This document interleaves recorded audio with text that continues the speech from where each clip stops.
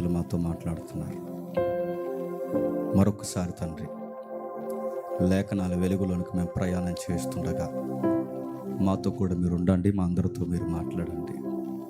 మీ సహాయం మాకు అవసరం, మీ కృప మాకు అవసరం తండ్రి, మీ తోడు మాకు అవసరం తండ్రి. మీ దయగల హస్తమును చదివి సెమినార్లో మారిన వారిని మరింత మారు మనసులోనికి, మారిన వారిని తండ్రి పశ్చాత్తాపంలోనికి నడిపిస్తారని కోరుతున్నాం. ఈ ప్రయాస తండ్రి కొన్ని ఆత్మలనైనా పట్టుకోవాలన్న ఆతృత మాత్రమే. ఆ విధంగా తండ్రి మమ్మల్ని వాడుకుంటారని కోరుతూ అందరినీ మీ చేతులుగా అప్పగిస్తూ క్రీస్తున్నామని ప్రార్థన సమర్పిస్తున్నాం తండ్రి, ఆమేన్. ఇక దయచేసి ఎవరెవరు ఎక్కడైతే ఉన్నారో దయచేసి వచ్చేసేయండి. విలువైన సంగతి మనం వినబోతున్నాం. అందరూ వినాలి ఈరోజు. ఇది కేవలం ఈ ప్రాంగణంలో ఉన్నవారే కాదు, కానీ మెస్లో పనిచేస్తున్న వాళ్ళు, ఆరు బయట పనిచేస్తున్నవారు, రిజిస్టర్లో ఉన్నవారు, సింగర్స్, సంగీతకారులు, పెద్దలు, నా తోటి వక్తలు అందరం వినాలి. మనం సరి చేసుకోవాల్సిన ఒక ముఖ్యమైన అంశం ఇది. చూద్దాం. సార్వత్రిక సంఘానికి కావాల్సిన ఒక సంగతి ప్రకటన గ్రంథం యోహాను గారు రాసిన ప్రకటన గ్రంథం 2వ అధ్యాయం. ప్రకటన గ్రంథం 2వ అధ్యాయం 1వ వచనం నుంచి చూద్దాం. ఎఫెసీలో ఉన్న సంఘపు దూతకు ఎలాగూ రాయము, 7 నక్షత్రములు తన కుడి చేత పట్టుకొని 7 దీపస్తంభాల మధ్య సంచరించువాడు చెప్పు సంగతులు ఏమనగా, నీ క్రియలను, నీ కష్టమును, నీ సహనమును నేను ఎరుగుదును. నీవు దుష్టులను సహింపలేవని అపోస్తులు కాకయే తాము అపోస్తులమని చెప్పుకొని వారిని పరీక్షించి వారు అబద్ధికులని నీవు కనుగొంటివనియు, నీవు సహనము కలిగి నా నామము నిమిత్తము భారము భరించి అలయలేదనియు నేను ఎరుగుదును. అయినను మొదట నీకుండిన ప్రేమను నీ వదిలితివి. నేను నీ మీద తప్పు ఒకటి మోపవలసి ఉన్నది. నీవు ఏ స్థితిలో నుండి పడితివో అది జ్ఞాపకము చేసుకొని మారు మనసు పొంది ఆ మొదటి క్రియలను చేయుము. అట్లు చేసి నీవు మారు మనసు పొందితే సరే, లేని ఎడల నేను నీ యొద్దకు వచ్చి నీ దీపస్తంభమును దాని చోట నుండి తీసివేదు. ఈ సందర్భం ఎన్నిసార్లు చదివారు లేదో నాకు తెలియదు, కానీ భయం వేసే సందర్భం అంటే ఇది. రాయబడిన సంగతి చూడండి. మిడిల్ ఆసియాలో, అది చిన్న ఆసియాలో, అంటే ఆసియా ఖండంలో మైనర్ ఆసియా ఉంది. బైబిల్ జాగ్రఫికల్ ఎవిడెన్స్ ఇది. ఆ మైనర్ ఆసియాలో 7 సంఘాలు ఉన్నాయి. ఆ 7 సంఘాలకి పత్రిక రాశాడు. ఆ పత్రిక పేరే చెప్పండి, ప్రకటన గ్రంథం. నాకు ఎప్పటి నుంచో ఆశ ఏంటంటే ప్రకటన గ్రంథం అంతా ఒకసారి వివరించేయాలి. అలా వివరించాలంటే వినేవాళ్ళు ఉండాలిగా. ఎందుకంటే జ్ఞానం ఎప్పుడు ఎలా ఉంటుందంటే చెప్పేవాడిని బట్టి ఉండదు, చెప్పండి, వినేవాడిని బట్టి ఉంటుంది. ఆ స్టాండింగ్ మనకుంటే వినొచ్చు, చెప్పచ్చు. నాకు తెలిసి ఒక 4-5 సెమినార్లు అయిన తర్వాత పూర్తిగా ప్రకటన గ్రంథం ఒకరోజు నైట్ సెక్షన్ పెడతాం, బాగుంటుంది. చాలా నిగూఢమైన సంగతులు బైబిల్ అంతటినీ కలిపి అవుట్లైన్ చెప్పినట్టు చెబుతుంది ప్రకటన గ్రంథం. ఒకదాన్ని అలా పక్కన పెడితే 7 నక్షత్రాలు, 7 స్తంభాలు, 7 నక్షత్రాలు, 7 దీపస్తంభాల గురించి మాట్లాడుతున్నాడు. ఈ క్వశ్చన్ చాలామంది అడుగుతారు, 7 నక్షత్రాలు ఎవరు, 7 దీపస్తంభాలు ఏంటి అని అడిగితే దీనికి ఆన్లైన్ ఆన్సర్లో మొదటి అధ్యాయంలో ఇచ్చేసాడు చూడండి. అదే మొదటి అధ్యాయం. ఎవరు అటు ఇటు తిరగొద్దు, ఇంక్లూడింగ్ వాలంటీర్తో సహా జాగ్రత్త కూర్చొని వినండి. ప్రకటన గ్రంథం మొదటి అధ్యాయం చివరి 2 వచనాలు చూడండి. 19 వచనం, 20 వచనం. ఎవరో ఒకరు చదవండి. ఒకరు చదవండి. కాగా నువ్వు చూసిన వాటిని, ఉన్న వాటిని, అనగా నా కుడి చేతుల్లో నువ్వు చూసిన 7 నక్షత్రములు గూర్చిన మర్మములు, ఆ 7 సువర్ణ దీప స్తంభముల సంగతియు యోహాను రాయము. ఆ 7 దీప స్తంభములు 7 సంఘముల దూతలు. ఆ 7 దీప స్తంభములు 7 సంఘాలు. నక్షత్రాలు ఎవరు? లీడర్స్. స్తంభాలు ఎవరు? సంఘాలు. అన్నమాట అర్థమవుతుందా? లీడర్స్ అంటే ఎవరు? కాపర్లు. అయితే ఒక విషయం చెబుతున్నాడు చూడండి. 7 సంఘాలు అనగానే సార్వత్రిక సంఘానికి గుర్తు. 7 సార్వత్రిక సంఘానికి గుర్తు. అంటే చిన్న చిన్న లోకల్ సంఘాలనంటే స్థానిక సంఘాలని, స్థానిక సంఘం మొదలుకొని సార్వత్రిక సంఘం ఎవరి గ్రిప్లో ఉందట? అక్కడ ఉంది, ఆయన గ్రిప్లో ఉందట. ఎవరు ఈ చేతుల్లో ఈ సంఘాన్ని పెట్టుకున్నారంటే యేసుప్రభువే సాక్షాత్తు ప్రతి సంఘాన్ని తన చేతుల్లో పట్టుకుని ఉన్నాడట. ప్రతి నాయకుడు ఎవరు అండర్లో ఉంటారంటే లోకల్ గవర్నమెంట్ అండర్లో కాదు. నెలకు నీకు 5,000 20,000 వేస్తారు, అనవసరం. నువ్వు గుర్తుపెట్టుకో, నువ్వు ఆయన చేతుల్లో ఉన్నావు. గుర్తుపెట్టుకో, నీ సంఘం ఆయన చేతుల్లో ఉంది, నీవు ఆయన చేతుల్లో ఉన్నావు. 7 సంఘాలను, 7 ఉపదేశకులను అంటే నాయకులను, సంఘాలని ఆయన చేతిలో పట్టుకుని సంచరిస్తున్నాడట. ఎవరు?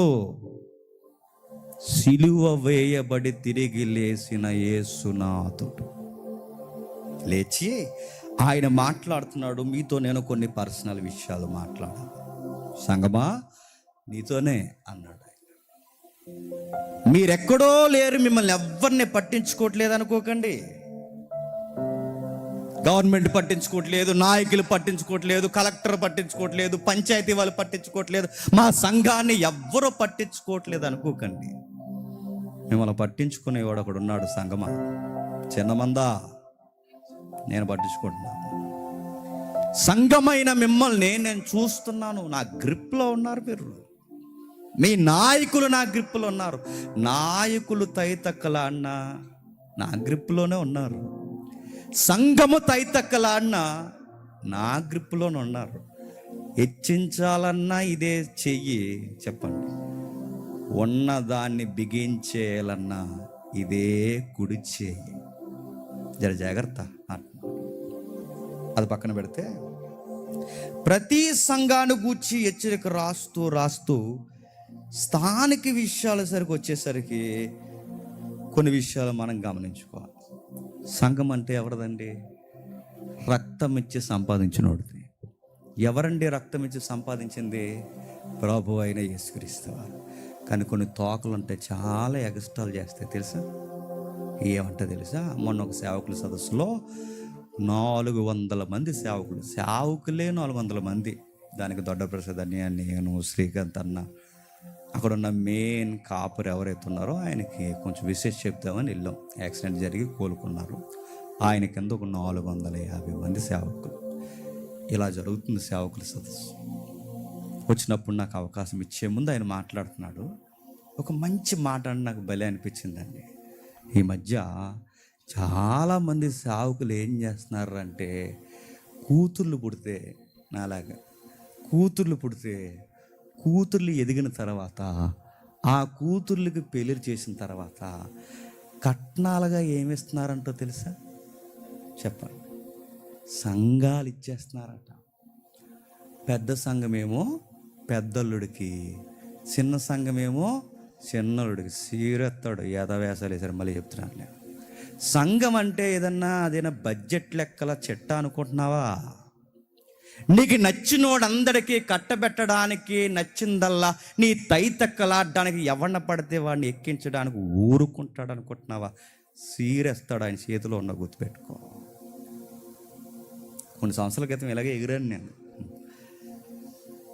ఆడెవడరా, ఈడెవడరా, బాంబర్ దేవుడు, ఆడెవడు, ఈడెవడు, ఈ తైతెక్కలేటి, నెపోటిజం ఏంటి, సంఘంలో దేవుని పిల్లలు ఉండకుండా ఎవరెవరినో ఎక్కిస్తున్నారు ఏంట్రా అని అడిగితే కారాలు, మిరియాలు, కత్తులు అవి ఇవి నూరేసి ఈడి సంగతి చూద్దాం అనుకుని చివరికి ఎలా చేశారులేండి. కానీ ఒక విషయం చెప్పనా, వాస్తవాలు మాట్లాడినప్పుడు అంగీకరించాలి. ఆ రోజు ఈ రోజైనా గుర్తించండి, మనం గమనించవలసినది సంఘము మన సొత్తు కాదు. జేమ్స్ అన్నవాడు ఉంటాడు, నడిపిస్తారు. 30 దాటేసి మనకి 35 దగ్గరలో ఉంది బండి. లింగుమని బతుకుతూ ఇంకో 25 బతుకుతాం. ఆ 25 సంవత్సరాల తర్వాత ఇంకో 25 సెమినార్లు చేస్తాం. నెక్స్ట్ ఏంటి? మా కూతురికి ఇచ్చానా రాసేసి, డేవిడ్ గారి పిల్లలకి, దొడ్డ ప్రసాద్ గారి పిల్లలకి, సురేష్ తమ్ముడు పిల్లలకి ఇచ్చేయాలా? ఒకవేళ వాళ్ళకి ఆ వైరాగ్యం ఉంటే దేవుడే వాడుకుంటాడు. ఏవి రానోడిని ఎక్కిస్తే నేను చెబుతున్నాను, చూస్తాడు కాండ్రగిచ్చి ముఖం మీద వస్తాడు. సంఘానికి ఏం చెప్పాలనుకుంటున్నా ప్రభు అంటే, రే కట్నాల కానుకలు కాదురా సంఘం అంటే, రాజకీయ అడ్డాల పలుకోవడానికి కాదురా సంఘం అంటే, రక్తం ఇచ్చి సంపాదించింది రా సంఘం అంటే. నేను రక్తం ఇచ్చి సంపాదించాను సంఘం అంటే. ఆ సంఘంతో నువ్వు మాట్లాడలేదు కనుక సరిగ్గా నేను మాట్లాడతాను సంఘంతో అంటున్నాడు. అలా మాట్లాడుతూ, యోహాను నువ్వు వెళ్ళి నేను మాట్లాడుతున్నానని సంఘాలకు చెప్పు, రాయి జాగ్రత్తగా అని మొదలెట్టాడు. 7 నక్షత్రములు తన కుడి చేత పట్టుకొని 7 దీపస్తంభాల మధ్య సంచరించువాడు, సంఘములలో సంచరించువాడు చెప్పు సంగతులు ఏమనగా, నీ క్రియలను, నీ కష్టమును, నీ సహనమును నేను ఎరుగుదును. ఆగుదాం. యేసు ప్రభు ఏమరుగుతాడట? నీ మంచి ఏంటో నాకు తెలుసు సంగమా, నీ చెడేంటో కూడా నాకు తెలుసు. నేను ఎక్కడెక్కడో పరలోకంలో బంగారు రోడ్ల మీద తిరుగుతున్నాను అనుకోకు, నీ మధ్య తిరుగుతాను. ఎక్కడ 2-3 కూడుకుంటారో వాళ్ళ మధ్య సంచరిస్తాను. మీ మధ్య ఉన్నాను. నీ మంచి ఏంటో తెలుసు, నీ చెడు ఏంటో తెలుసు, నీ క్రియలేంటో తెలుసు. నీలో కొన్ని మెచ్చుకునే సంగతులు ఉన్నాయి సంగమా. I like it. నచ్చావు. నువ్వు నాకు ఎంత బాగా నచ్చావంటే, నీ క్రియలను, నీ కష్టమును, నీ సహనాన్ని నేను ఎరిగి తిని. ఓ మాట నేను చెప్పనా, నీవు దుష్టులను సహింపలేవు. ఎవరు సహించలేదట సంఘం?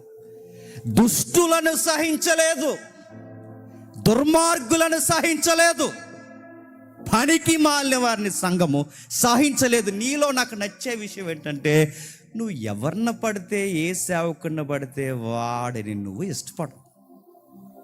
దుస్తులు అనగానే మీరు అనుకోవచ్చు, అంటే దుస్తులు అనగానే రోడ్డు పక్కన గడ్డలు పంచుకుని తిరుగుతారు వాళ్ళే కదండి. వెంటనే మనకు బొగ్గ మీద సొక్క, మీసాలు పెద్దవే, చెప్పండి. ఇవి వచ్చేది గుబురు గెడ్డం. దుస్తులు అనగానే అదో పిక్చర్ చూపిస్తాం మనం. దుస్తులు అనగానే ఎవరు చెప్పనా, ఇక్కడ బోధకులే దుష్టులు. ఎవరు? బోధకులు. అంటే దుష్టులు అనగానే ఎలా ఉంటారంటే అదో రకమైన కలర్ఫుల్గా ఉంటారు అనుకోకండి.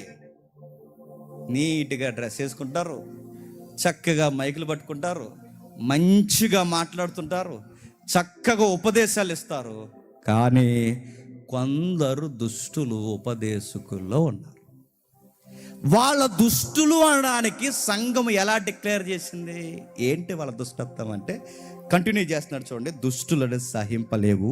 ఆ దుష్టులు ఎవరంటే, అపోస్తులుల కాకయే తాము అపోస్తులుమని చెప్పుకొని వారిని పరీక్షించి, వారు అబద్ధికులని నీవు కనుగొంటువనియు, నీవు సహనము కలిగి. దుష్టులంటే ఎవరండి? అపోస్తులు కాకయే తాము అపోస్తులమని చెప్తున్నారు. ఏమని చెప్పుకుంటున్నారు? కొత్తగా వస్తారు. ఇప్పుడంటే వాట్సాప్లు ఉన్నాయి, ఇప్పుడంటే ఫేస్బుక్లు ఉన్నాయి, ఇప్పుడంటే ఇన్స్టాగ్రామ్స్ ఉన్నాయి, సోషల్ మీడియా అభివృద్ధి ఉంది. ఆ రోజుల్లో కమ్యూనికేషన్ స్కిల్స్ అంత లేవు. వెళ్తే లెటర్ వెళ్ళాలి, లేకపోతే వ్యక్తి వెళ్ళాలి. ఆ రోజుల్లో ఎక్కడో అపోస్తులు ఉండారు యెరూషలేము ప్రాంతంలో. ఈ ప్రాంతాలన్నీ అటు గ్రీకుకు, ఈ మధ్య ఆసియాకి చిన్న ఆసియా ఏదైతే ఉందో ఆ కొరింథీ ప్రాంతానికి దగ్గరగా ఉంటాయి. ఎక్కడో యెరూషలేము, ఎక్కడో 7 సంఘాలు. ఇప్పుడు అక్కడి నుంచి ఇక్కడికి లెటర్ రావాలని చాలా లేట్ అవుద్ది, అక్కడి నుంచి వ్యక్తులు రావాలని చాలా లేట్ అవుద్ది. ఈ లోపల కొంతమంది తయారైపోయేవారట. తయారైపోయి ఏమనేవారు తెలుసా? ఆ సంఘాల్లోకి వెళ్ళిపోయి మమ్మల్ని ఎవరు పంపించారో తెలుసా? యోహాను గారు పంపించారు మమ్మల్ని ఎవరు పంపించారో తెలుసా? పౌలు గారు పంపించారు మమ్మల్ని ఎవరు పంపించారో తెలుసా? ఇదిగో పేతురు గారు పంపించారు మమ్మల్ని ఎవరు పంపించారో తెలుసా? అపోస్తులు మమ్మల్ని పంపించారు అనగానే సంఘాలు అప్పట్లో పెద్ద మోసం. ఆ రోజుల్లో మొదటి శతాబ్దంలో పెద్ద మోసం ఏంటి చెప్పిన? అపోస్తులు పంపారని చెప్పి వచ్చి దొంగ బోధ చేయడమే అతి పెద్ద మోసం. ఆ రోజుల్లో సంఘానికి పెద్ద దెబ్బ. ఆ రోజుల్లో వచ్చేవారు అపోస్తులు పంపారు అనగానే ఇప్పుడు ఏమంటాం? వెంటనే వాట్సాప్లో మా పేదరి గారికి మెసేజ్ పెట్టి ఎవరో పంపారండి, ఈ పిక్ పంపిస్తున్నా చూడండి, ఈడేనంటారా? అనడానికి అంత టెక్నాలజీ ఉందా? సరే ఒకసారి ఇదిగో ఎవరో వచ్చారండి మీ తాలూకు అని చెప్తున్నారు, మీరే పంపించా అంటున్నారు, ఒకసారి ఇగో లైన్లో ఉన్నారు మాట్లాడండి అని ఫోన్ ఉందా? ఏమీ లేదు, ఏమీ లేదు. మరి వాళ్ళని ఎలా ఐడెంటిఫై చేయాలి? గడ్డాలు లేవు, బొగ్గు మీద సుక్కలేదు, కత్తిగాట్లు లేవు. మరి వాళ్ళు దుష్టులు అనడానికి ఎలా ఐడెంటిఫై చేస్తావు? నువ్వు నేనే ఎలా ఐడెంటిఫై చేస్తామంటే మనిషిని చూసి డిసైడ్ చేసేస్తుంటామ్మా. ఇప్పుడు నేను అడుగుతున్నానండి, డేవిడ్ అని కానీ మేము కానీ ఉన్నాం, చూసిన వెంటనే నచ్చే మొఖాలు ఏం కాదు మావి. కొన్ని రోజులు తిరిగితే మేమేంటో అర్థం అవుతుంది. చూసిన వెంటనే ఇలా ఉన్నారు, రౌడీల్లో ఉన్నారు, ఆ టైప్ ట్యాగ్ మాది కాదా చెప్పండి? చూసిన వెంటనే నచ్చేద్దామా? అంత నమ్మకం. ఎవడైనా అడుగుతున్నాను, ఈ మనిషి ఎలా అంటాడో ఎప్పుడు తెలుస్తుందండి? టైం కావాలి. ఆ టైం తీసుకుంటే ఖచ్చితంగా తెలుస్తాడు. ఇప్పుడు అడుగుతున్నాను, వీళ్ళు ఎలాంటి వారు, వీళ్ళు అపోస్తులు పంపితేనే వచ్చారా లేదని ఎలా తెలుస్తుంది? ఎలా తెలుస్తుంది అంటే వీళ్ళు ఏమని చెప్పడానికి వచ్చారు? అపోస్తులు పంపారు, ఈ వారం మేమే వర్తమానాలు చెప్తాం అన్నారు. అంటే వీళ్ళు ఎక్కడ దొరుకుతారు? వర్తమానంలో దొరుకుతారు, బోధలో దొరుకుతారు. ఈ సంఘానికి ఉన్న మెచ్చుకోదగ్గ గొప్ప సంగతి ఏంటంటే వాళ్ళకి వాక్యంలో చాలా జ్ఞానం ఉందంట. బేసిక్ ప్రిన్సిపల్స్ తెలుసంట వాళ్ళకి. వాళ్ళు ఎంత జ్ఞానవంతులంటే ఒకడు చెప్పే బోధ వాక్యానుసారమా కాదా అని 10 నిమిషాల్లో పట్టేస్తారంట. వీడు అపోస్తులు పంపితే వచ్చాడా లేదా అపోస్తులు పంపకుండానే అపోస్తులు పంపారని చెప్పుకుంటే వచ్చాడో లేదో ఎక్కడ పట్టుకుంటారు చెప్పండి? 10 నిమిషాల వాక్యం అని చెప్పేస్తారంట. ఆ బోధని చెప్పేస్తారంటే ఆ మనిషి యొక్క బోధ చెప్పచ్చు. వాడికి ఎంత, నేను మరలా చెప్తున్నాను, వాడి బేస్మెంట్స్ ఎలా ఉన్నాయో చెప్పచ్చు. సంఘం ఎలా పట్టుకుందో నువ్వు దుస్తులను అంటే అపోస్తులు కాకుండా అపోస్తులు అని చెప్పుకుంటున్నా వీరిని ఎలా పట్టుకున్నావంటే ఇదిగో దొంగ బోధన బట్టి పట్టుకున్నా. ఈరోజు నేను అడుగుతున్నానండి, సంఘము బోధ విషయంలో సీరియస్గా ఉందండి? ఈరోజు సంఘము బోధ విషయంలో సీరియస్. ఎవరిన పడితే వాడితో బోధించేస్తున్నారండి, ఏది పడితే అది బోధించేస్తున్నారు. సీరియస్గా ఉందా? ఏంటి సార్ ఆయనతో అలా బోధిస్తున్నారని అడిగితే సీరియస్గా ఉన్న విషయం ఏంటి చెప్పనా? ఎలా బోధిస్తున్నారని, అయ్యో అలా అనకండి, సేవకుల్ని అలా అనకూడదు. ఇదో సెంటిమెంట్ డైలాగ్ వచ్చిందండి ఈ మధ్య. అలా అనకండి, సేవకులను అలా అంటారేంటండి, సేవకులను అలా అంటారేంటండి, సేవకులను అనకూడదండి, మనకెందుకండి ఈ సెంటిమెంట్ ఎలా ఉందో చెప్పనా? సత్యం ఏమైపోయినా పర్లేదు, వీళ్ళకి ఏం అవ్వకూడదు, వీళ్ళకి ఏం అవ్వకూడదు, సత్యం ఏమైపోయినా పర్లేదు. సంఘములో బోధ విషయంలో చాలా చాలా సీరియస్. ఇది దొంగ బోధ అని గుర్తించాలి సంఘం, ఇది అబద్ధ బోధ అని గుర్తించాలి సంఘం. మనకి టీవీ ఎట్టినా రైట్ అనిపిస్తే ఆ మెసేజ్లు మనకి, యూట్యూబ్ ఆన్ చేసినా రైట్ అనిపిస్తే ఆ మెసేజ్లు మనకి, ఏ మీటింగ్కి వెళ్ళినా ఆ మెసేజ్లు రైట్ అనిపిస్తాయి మనకి. ఎవరు వర్తమానం చెప్పినా దేవుని వాక్యం అంటాం, ఎవరు రెఫరెన్స్ తీసినా దేవుని వాక్యం అంటాం అని అడుగుతున్నాను. అంతా నీకు రైట్ అనిపిస్తుందంటే నీకు సత్యమందు లోతైన ఏరు లేదు, నీ బుర్రకెక్కదు, నువ్వు పరీక్షించలేవు, పరీక్షించేంత జ్ఞానము నీకు లేదు. కనుకే సంఘములో ఆ రోజున్న మెచ్యూరిటీ ఈరోజు లేదు. ఎఫెసీ సంఘంలో ఉన్న గొప్ప సంగతి వాళ్ళ అపోస్తుల్ని గుర్తిస్తారంట. నెక్స్ట్ ఇంకా ఏం గుర్తిస్తారంటే వీళ్ళ మరో మాట ఉంది, నువ్వు ఒకరిని పట్టుకున్నావు, వాళ్ళు ఎవరంటే నీ యొక్క నికోలాయితుల బోధ నువ్వు గుర్తించావు. 6వ వచనం చూడండి, ఎవరట? అయితే నీలో ఉన్నది నికోలాయితుల క్రియలు నీవు దేశించుచున్నావు, నేను కూడా వీటిని దేశించుచున్నాను. దీన్ని గ్రీకులో నిస్సియా అనే పదం వాడు. అంటే ద్వేషిస్తున్నావు. నీలో నాకు నచ్చే రెండో గుణం ఏంటంటే, ఒకటి దొంగ బాదుకులను పట్టుకుంటావు, రెండు నికోలాయితులను ద్వేషిస్తావు. క్వశ్చన్ ఇప్పుడు, నికోలాయితులు అంటే నికోలస్ కోపర్నికస్ ఆయనే కదండి అనకండి, ఆ పేరు ఏం చూసి పెట్టుకున్నారు. నికోలాయిత్ అంటే, ఈ నికోలాయిత్ అన్న పేరుకి అర్థాలు రకరకాల అర్థాలు ఉన్నను. ఒక విషయం మాత్రం మనకు స్పష్టంగా అన్ని బైబిల్ పండితులు ఇచ్చిన వివరణ చెప్తున్నాను. ఎక్కువ మెజారిటీ రెఫరెన్స్ మనకు దొరికిన మేరకు చెప్తాను. ఎవరు ఈ నికోలాయిత్ అంటే చిన్న చరిత్ర తెలియాలి. మన అపోస్తుల కార్యం చదువుకున్నప్పుడు సంఘం అలా ప్రారంభమై 3000 మందితో కట్టబడిన సంఘము అలా ప్రారంభమై నడుస్తూ ఉండగా సంఘం బాగా నడుస్తుందన్న టయానికి భోజనాల దగ్గర గొడవలు వచ్చేస్తాయి. ఏంటో మరి ఎప్పుడు భోజనాలు కూడా వచ్చేది గొడవలు, మూల దగ్గర గొడవలు వచ్చినాయి. ఆ భోజనాల దగ్గర గొడవలు ఏంటంటే, నచ్చిన వాళ్ళకి ఒకలా వడ్డిస్తున్నారట, నచ్చని వారికి మరోలా వడ్డిస్తున్నారట, అయిన వారికి ఒకలా వడ్డిస్తున్నారట, కాని వారికి మరోలా వడ్డిస్తున్నారట, ప్రాంతీయులకు ఒకలా వడ్డిస్తున్నారట, ప్రాంతీయులు కాని వారికి ఒకలా వడ్డిస్తున్నారట, మాతృభాష ఎరిగిన వారికి ఒకలా వడ్డిస్తున్నారట, పరాయి భాష వారికి ఒకలా వడ్డిస్తున్నారట, యూదుల్ని ఒకలా చూస్తున్నారట, యూదుల్ని కాని వారిని మరోలా చూస్తున్నారట. నేను అడుగుతున్నాను, ఈరోజు కూడా అలాంటివి ఉంటాయంటే ఉంటాయి. మీరు చూడండి, ఇక్కడ కదలేండి, ఉంటాయి చూడండి. కొన్ని సంఘాల్లో ఎప్పుడో జరిగిందిలేండి, ఏ మీటింగ్ ఏంటని నన్ను అడగండి. అప్పుడులో మన గ్రౌండ్ వర్క్, ఇలా టెంట్లు పాతడం, గొయ్యలు తవ్వడం, బరకాలు వేయడం, ఇవన్నీ చేస్తూ ఒక పెద్ద మీటింగ్ చేస్తున్నాం. ఆ మీటింగ్ చేస్తున్నప్పుడు ఈ కష్టపడిన వాళ్ళందరికీ కొంచెం అన్నం పెట్టాలని అందరూ జాతర డబ్బులు వేసుకుని వడ్డించి, చక్కగా దేవుని పిల్లలకు వడ్డించి, సేవకులు వడ్డించండి అని ఈ వడ్డించి వాళ్ళకి అప్పచెప్తే ఏం చేశారు చెప్పిన, పెరుగు దాచేసారండి, కూర దాచేసారండి. ఇలాంటి రోగాలు ఉంటాయంటే చెప్పండి, వడ్డించే దగ్గర ఉంటాయి. పెరుగులు దాచేస్తారు, ఫ్రైలు దాచేస్తారు, చెప్పండి, కూరలు దాచేస్తారు. దాచేసి ఏం చేస్తారు, ఒకసారి ఆడొక్కడే తిండు, ఆడికి కావాల్సిన వాళ్ళందరూ కోత వేసుకొని చక్కగా తింటారు. ఇలా దరిద్రులు ఉంటారు ప్రతి దిక్కుని. ఇక్కడ లేరులేండి, అన్నీళ్ళు అలవాటు వాళ్ళు కాదు. మాకు నిజంగా వాళ్ళు అలవాటు వాళ్ళు కాదని చెప్పిన మీరందరూ తిన్న తర్వాత మేము వెళ్తున్నాం, అడుగు ఉండిపోదు చూసారా, అడుగుని ఆ ఓట అది వేసుకుని తింటాం. మేము నమ్మితే నమ్మని, లేకపోతే లేదు. మన గుడ్లు కూర అన్నారు, వాసన కూడా దొరకలేదు మాకు. రాత్రి ఏదో కూర అన్నారు, ఆ చివరి ఓట ఏదో ఉంది, ఆ సారు వేసుకుని తినేస్తాం. దాస్ కూర అనడానికి అది గుర్తు, నేను చెప్తున్నాను కావాలని. ఇప్పుడు ఒక మాట, ఎప్పుడైతే ఈ విషయాలు మనకు కనబడుతున్నాయో, ఆది సంఘంలో విషయాలు జరుగుతున్నప్పుడు అపోస్తుల నోటీసులోకి వెళ్ళిపోయింది, బాబు భోజనాల దగ్గర గొడవలు అయిపోతున్నాయి అంటే. గొడవలు ఎందుకు వస్తున్నాయి? వడ్డించే వాళ్ళకి బుద్ధి లేనప్పుడు గొడవలు వస్తాయి. అందుకే మీరు ఏం చేస్తారంటే, వడ్డించేవారిని మార్చేశారు. అలా మార్చేసిన వారిలో 7 ఉన్నారు. ఆ 7 స్టెఫన్ ఉన్నాడు. ఆ స్టెఫన్ తర్వాత గుర్తించే పేరు నికోలాయిత్ ఉన్నాడు. ఎవరు? నికోలాయిత్. అంటే ఈయన ఎవరండి అంటే, ఎక్కువ మంది పండితులు అంచనేసిన దాని ప్రకారం అపోస్తుల సంఘంలో ఒకరోజు భోజనాల దగ్గర ఎంపిక చేసిన 7 ఒకరు ఉన్నారు చూసారా, ఆ 7 ఒకరే ఈ నికోలాయిత్ అన్నమాట.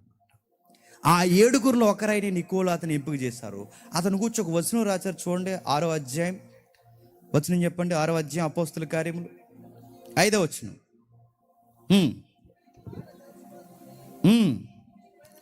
ఇష్టమైనందున వారు విశ్వాసముతోను పరిశుద్ధాత్మతోను నిండుకొనును వాడైన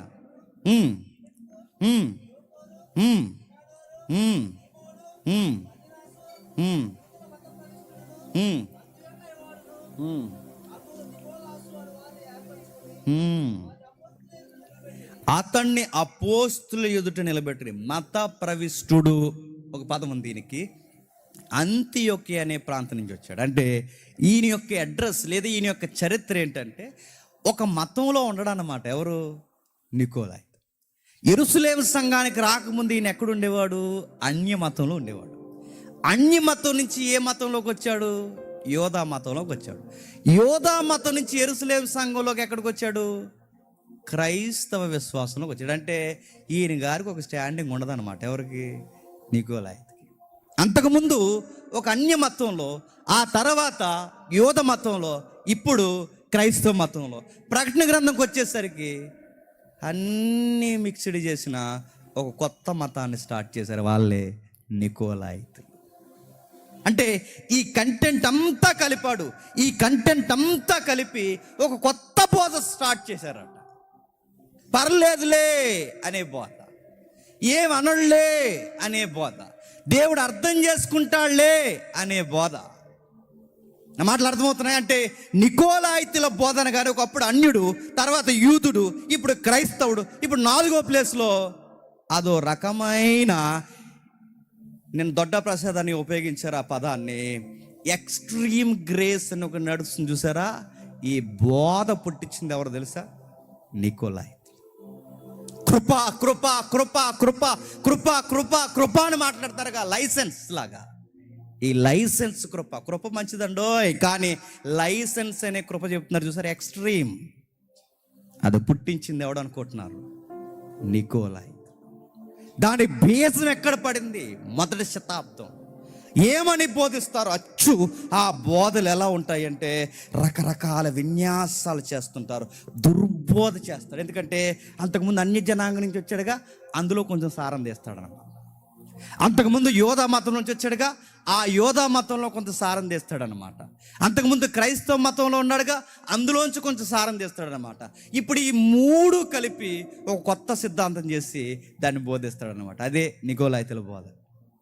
అందులో కొంత, అందులో కొంత, అందులో కొంత. ఈ మధ్య చాలామంది తయారవుతున్నారు ఇలాగా. పర్సనాలిటీ డెవలప్మెంట్ కొంత చెప్పండి, వాక్యం ఒకటి, తర్వాత మరొకటి, తర్వాత ఒకటి, తర్వాత ఒకటి. ఇది బోధ.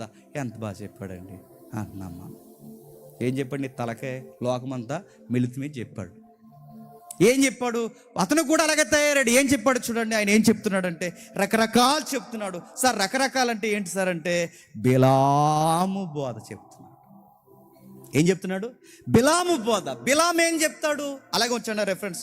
ఒక్కసారి పక్క అధ్యాయానికి రండి. అదే ప్రకటన గ్రంథం 2వ అధ్యాయం 14-15 వచనాలు.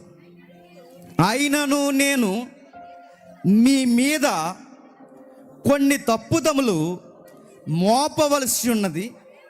అవి ఏమనగా, విగ్రహములకు బలిచ్చిన వాటిని తినునట్లును, జారత్వము చేయనట్లును, ఇశ్రాయేలీయులకు ఉరియొడ్డమని బాలాకునకు నేర్పిన బిలాము బోధను అనుసరించువారు నీలో ఉన్నారు. కిందికి అటువలనే నికోలాయితుల బోధ. అంటే నికోలాయితుల బోధ, బిలాము బోధ ఎగ్జాక్ట్ ఒకలాగా ఉంటుందట. ఎలా ఉంటుంది ఆ బోధలో సిద్ధాంతాలు అంటే, ఒకటి, విగ్రహాలకు అర్పించినవి తిన్నా దేవుడు ఏమి అండో. ఈ బోధ ఎవరు చెప్పండి? నికోలాయితుది. విగ్రహాలకు అర్పించినవి తినినా దేవుడు ఏమి అనడు. ఈ బోధ ఎవరు చెప్పండి? బిలాముది. మాట అర్థమవుతుందా? అంటే నువ్వు నికోలాయితుల్ని ద్వేషించావు, నాకు నచ్చావు. ఏ విషయంలో ద్వేషించావు? విగ్రహాలకు అర్పించే వాటిని తినకూడదన్న బోధను ఎపిసి ఖండించావు, నచ్చావు. విగ్రహాలకు అర్పించినవి తినొచ్చు అంటే తినొచ్చు అంటున్నారు ఈరోజు. పైపచ్చుకు ఒక దొంగ మాటకి ఒక రెఫరెన్స్ తగిలిస్తున్నారు. రెఫరెన్స్ ఏంటో తెలుసా? ఏదైతేనేండి, ఏది మింగినా మళ్ళీ తిరిగి ఎవరికి వస్తుందట? బహిర్భూమిలోకి వస్తుంది. తింటే ఏమవుద్దండి అంటే, తిను గన్నేరు పప్పు తిను, నీకేం కావాల్సి తిను. నేను అడుగుతున్నాను, తప్పించుకోవడానికి నువ్వు తింటేనే కాదు, నువ్వు 70 ప్రసాదాలు తెచ్చుకుని తిను. నిన్ను ఎవడొద్దన్నాడు? తప్పుడు బోధ సంఘం మీద రుద్దకూడదు. ఏడు చెప్పనా, తినొచ్చండి, ఏం తింటే ఏమైందండి, బహిర్భూమిలోకి వచ్చేస్తుంది అంటే ఒక మాట అడుగుతున్నాను చెప్పండి. ఏదొచ్చినా తినొచ్చిన బహిర్భూమిలోకి వెళ్ళిపోద్దని యేసుప్రభు అన్న టెక్స్ట్ తీసుకుని చెప్తున్నారు. నేను మరలా అడుగుతున్నాను, మీకు ఎప్పుడన్నా చదివే ఓపుకుంటే, కళ్ళు పెద్దవి చేసి జ్ఞానం పనిచేస్తే, మనోనేత్రం వికసిస్తే, ఇప్పుడు చెబుతున్నాను, ఆ సందర్భంలో ఏముందో చూడండి. ఆ సందర్భం దేని కొరకు? చేతులు కడుక్కోకుండా భోజనాలు చేస్తున్న సందర్భం అది. చేతులు కడుక్కోకుండా భోజనాలు చేస్తున్నారు యేసుప్రభు శిష్యులు. అప్పుడు ఇరుగు పొరుగు ఈ అపోస్తులు, ఇరుగు పొరుగు ఈ పరిసయ్యులు, శాస్త్రులు వచ్చి, నీ శిష్యులేంటయ్యా భోజనాలు చేస్తున్నప్పుడు చేతులు కడుక్కోరు, పాత్రలు కడుక్కోరు, ఏం కడుక్కోకుండా తినేస్తున్నారు ఏంటి అన్నప్పుడు, అప్పుడు యేసుప్రభు అన్నాడు, కడుక్కోకుండా తిన్నా, కడుక్కుని తిన్నా, ఏం తినినా అది దాని సందర్భం. చేతులు కడుక్కునేది పెద్ద విషయం ఏమి కాదని చెప్పేది. ఆ రిఫరెన్స్ తెచ్చి ఎక్కడ పెడుతున్నారు? విగ్రహాలకు అర్పించే దగ్గర పెడుతున్నారు. దొంగ బోధ. రెండోది ఏంటి చెప్పనా, మరి సృష్టిలో ఏదైనా తినొచ్చు అని అన్నాడు కదండి. ఆ సందర్భం ఏంటంటే, ఆ సందర్భం తిమోతి పత్రికలో ఉంటుంది. ఆ సందర్భం ఏంటంటే, మీరు ఇంటికి వెళ్ళి మళ్ళీ చదవండి. ఏదైనా తినొచ్చు అంటున్నాడంటే ఒకప్పుడు ఏది తినకూడదని ఒక రూల్ ఉందని అర్థం. ఎక్కడుంది ఆ రూల్ అంటే ఇశ్రాయేలుకు ఉంది. ఏమని ఉంది? డెక్కలు కలిగినవి, రెక్కలు కలిగినవి, కొన్ని జోన్స్ ఉన్నాయి వాళ్ళకి. ఇదిగో కొన్ని పక్షుల్లో కొన్ని తినకూడదు, కొన్ని జంతువుల్లో కొన్ని తినకూడదు, కొన్ని జంతువుల్లో కొన్ని తినకూడదు, ఇదిగో కొన్ని అంటే ఈ సృష్టిలో ఉన్న ఏ పదార్థాలు తినాలో తినకూడదు చెప్పే సందర్భం తిమోతిలో ఉన్న సందర్భం. లేదండి, మత్తయి సువార్త సందర్భం పక్కన పెట్టండి, మార్కు సువార్త సందర్భం పక్కన పెట్టండి, తిమోతి పత్రిక పక్కన పెట్టండి, మరి కొరింథీ పత్రికలో తినొచ్చు అని ఉంది కదండి అంటే, ఈసారి కళ్ళు పెద్ద చేసి మళ్ళీ చదవండి. ఏమని ఉంటుంది? అవిశ్వాసులు ఎదుట తినకు అన్నది. అప్పుడే విశ్వాసంలోకి వచ్చిన వాడి ఎదుట తినకు అన్నాడు. అంటే అవిశ్వాసులు ఎదుట తినకూడదు, అప్పుడు వచ్చిన వాళ్ళ దగ్గర తినకూడదు. అంటే ఎవడు లేనప్పుడు చూసే మొత్తమే తినేసి గొడవే. అది తినకపోతే ఏమవుతారండి?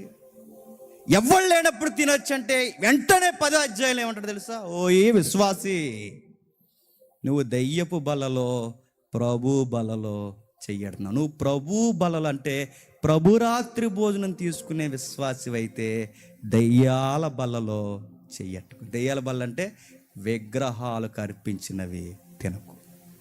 అది సందర్భం. అంటే ఎక్కడికి పోయినను బైబిల్ ఒప్పుకోలేదు. సౌలభ్యం ఇచ్చినట్టుగానే కనబడ్డది, చేయదగినవి కావు. ఎందుకంటే స్వతంత్రం అనేది ఉంది. ఆ స్వతంత్రం ఉంది కదని ఇష్టానుసారంగా చేస్తూ ఊరుకోడు. అంటే బిలాము బోధ, నికోలాయితుల బోధ ఏంటో తెలుసా? బిలాము బోధ, నికోలాయితుల బోధ. తిన్నా ఏమంటండి దేవుడు, పర్లేదు తినండి. దావీదు తినలేదా? దావీదు ఏం తినలేదు. అక్కడ తినలేదా, ఇక్కడ తినలేదా, అది చేయలేదు, ఇది చేయలేదంటే ఎవరు చెప్పండి? ఏవేవో సందర్భాలు కలుపుకుంటారు. నెక్స్ట్ ఇంకో బోధ ఏం చేస్తారంటే జారత్వం. దీన్ని ఎందుకు కోట్ చేస్తున్నాడు ప్రకటన గ్రంథం అంటే, సంఖ్యాకాండంలో బిలాం చేసింది ఏంటో తెలుసా? ఎట్లా అయినా సరే దేవుని ఉగ్రత ఈ ఇశ్రాయేలు మీద పడిపోవాలని ఈ బిలాం చేసే దొంగ ప్రయత్నాలు ఏంటంటే, ఇశ్రాయేలీలు మోయాబీలు చూసుకునేలా, ఇశ్రాయేలు జనాంగాన్ని మోయాబు స్త్రీలు కనబడేలా, మోయాబు స్త్రీలు ఇశ్రాయేలు కనబడేలా 2 జాతుల్ని దగ్గర తీసుకొచ్చాడు. ఎవరు? బిలాం. తీసుకొచ్చి వాళ్ళకి వీళ్ళకి పెళ్ళిళ్ళు చేశాడట. వాళ్ళకి వీళ్ళకి ఎప్పుడైతే పెళ్ళిళ్ళు చేశాడో దేవుడు ఏం చేశాడు? వేల మందిని చెప్పండి సంహరించేశాడు. జారత్వం అంటే దేవుని నిబంధన మేరడం, దేవుని యొక్క కార్యాలు మేరడం. మధ్య ఒక మాట వస్తుంది, లవ్ మ్యారేజ్ చేసుకొచ్చండి, తప్పేం కాదు. లవ్ మ్యారేజ్ చేసుకుంటావా? చేసుకో, తర్వాత ఎలా ఉంటో చూసుకుంది చేసుకో. లవ్ మ్యారేజ్ చేసుకున్న సంఘం అంటే లవ్ మ్యారేజ్ చేసుకొచ్చాను కానీ ఇప్పుడు అయ్యప్పన్న వాళ్ళు అయ్యప్పకి వాట్సాప్ మెసేజ్ పెడతారు చెప్పండి. అయ్యప్పన్న వాళ్ళకి ఏరా అంటే ఒక విశ్వాసం నేను ప్రగాఢముగా అంట. చూసారు, ఇలాంటివన్నీ పర్లేదులే అనే దుర్బోధ చెప్పండి. ఆ రోజు బిలాము, నికోలాయితులు ఎప్పుడైతే ఇవి బోధిస్తున్నారో సంఘం వాళ్ళని పసిగట్టి దొంగ బోధ అని పసిగట్టారంట. దుర్మార్గులు అని పసిగట్టారట. ఇంకా వీళ్ళు ఏం పసిగట్టారంటే కొన్ని విషయాలు ఉన్నాయి.